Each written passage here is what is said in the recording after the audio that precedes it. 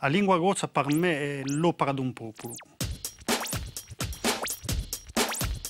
Quando è che avete imparato a parlare corso?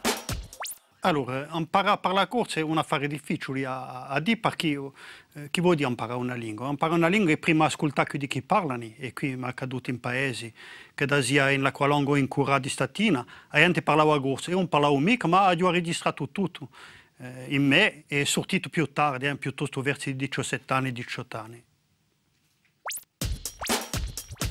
Quando la dublate a lingua corsa?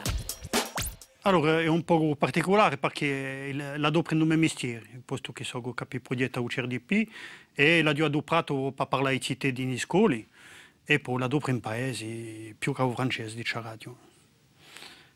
Dunque è un affare di tutti i giorni. Chi rappresenta per voi la lingua corsa?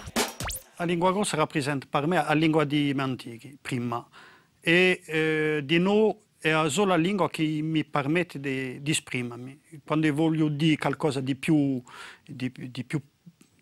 intimo, a dire in corso, a scrivere in corso in poesia, non so mica perché è così e basta, non si può mica spiegare perché è più facile per qualche sia di scrivere in corso che in francese, si è sempre passato così di poi anni e anni, e non posso troppo spiegare, non posso troppo spiegare.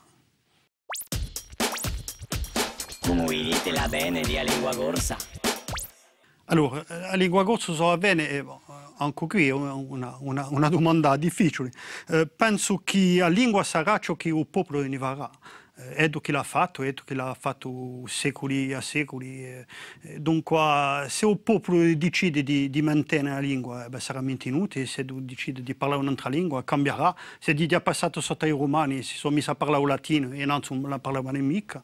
Dunque, il popolo esiste sempre. Allora è sicuro che sarebbe una perdita di lasciare questa lingua, posto che ci permette di comunicare di poi secoli e secoli, ma è il popolo che sceglie.